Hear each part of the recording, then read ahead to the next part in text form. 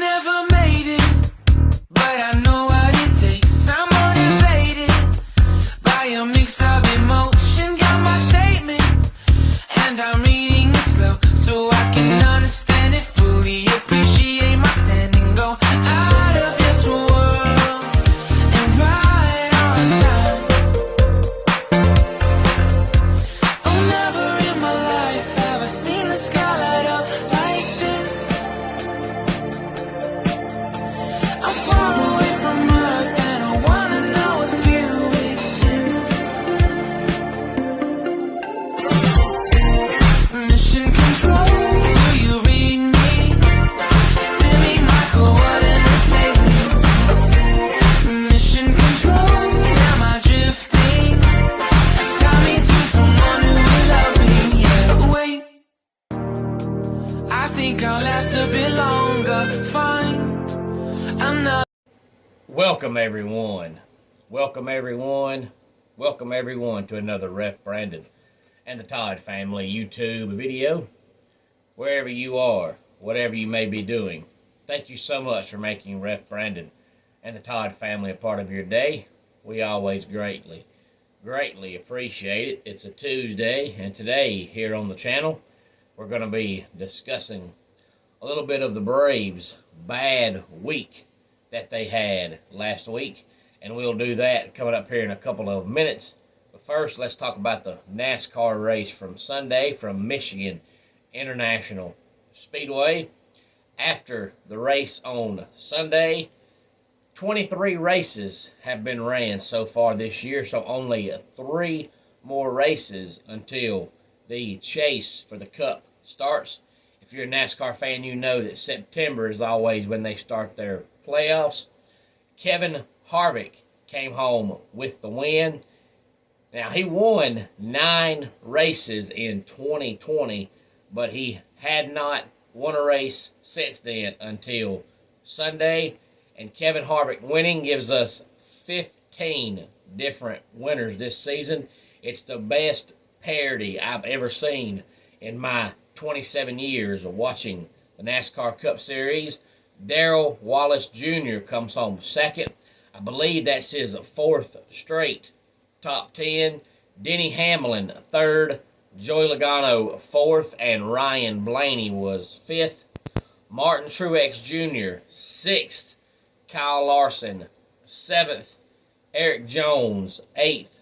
Alex Bowman 9th. And Ty Gibbs was 10th. And of course, if you follow NASCAR, you know that Ty Gibbs has filled in for Kurt Busch the last 3 weeks. Kurt Busch suffered a concussion 3 weeks ago and still has not been cleared to return. So Ty Gibbs is getting some Cup experience in his place. Got his first career top 10 this past Sunday. Still no word on how long Kurt Busch will be out, but not only Kurt Busch, but several other drivers have said this new car they have is not made like the old cars. The old cars were made so good you could take a hit and wouldn't feel anything. But they're saying these new cars feel like the cars back in the 90s before they had all the extra cushion in the cars. They say if you hit the wall now, you feel it. Your body takes a licking. So Kurt Busch has missed the last 3 weeks due to a concussion. But again, Kevin Harvick winning is the 15th different winner this season. And of course, when they start the playoffs after the next 3 races, the top 16 in the points make the playoffs. So right now we have 15 who are virtual locks because of a win this year. So if we have one more different winner in the next 3 races, then those 16 guys will be your playoff contenders. If we do not have another different winner in the next 3 races, Ryan Blaney right now is the highest points guy that has not yet won this year. He leads Martin Truex Jr. by 19. So more than likely, unless somebody different wins, Ryan Blaney, as of right now, would be the guy who makes the field. It'll be either him or Martin Truex Jr. 19 points is not that many. So if Blaney has 3 mediocre races and Truex has 3 straight top tens, he'll probably get it. But again, if somebody different wins, then neither one of them get it. But this Sunday, back on track at Richmond, Sunday at 3 o'clock on USA. Now let's talk about the Braves for a couple of minutes. It was a bad week. There's no other way to put it.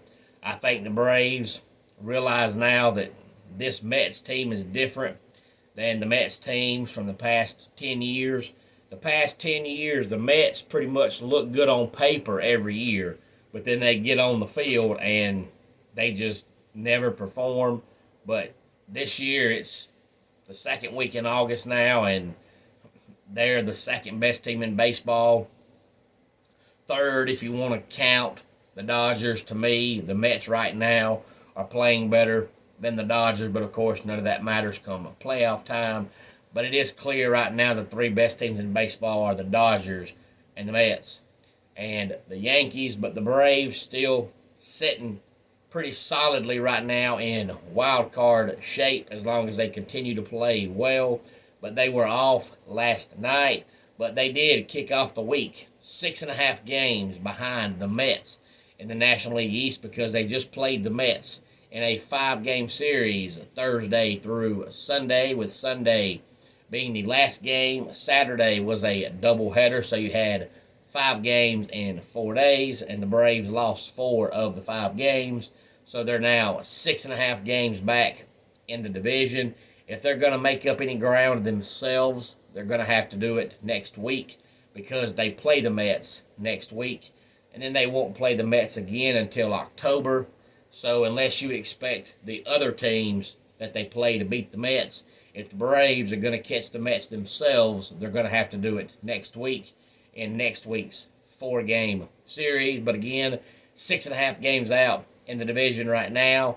They sent Ian Anderson back down to AAA. Hard to believe a couple of years ago he was going to be the next big thing in Major League Baseball as far as pitching goes, and he's just never gotten better. As a matter of fact, for whatever reason, he's gotten worse. It's August, and his ERA is 5.1, which is pitiful. So he got sent back down to AAA, and Guillermo Heredia, who's probably the worst hitter in baseball, got sent down to AAA as well, and they recalled Huascar Ynoa, but right now Huascar Ynoa is in the bullpen, and Jake Odorizzi, who they traded for last week, is their 5th starter as of right now. Braves are back in action tonight, but it's only a 2-game series that they have tonight and tomorrow night with the Red Sox.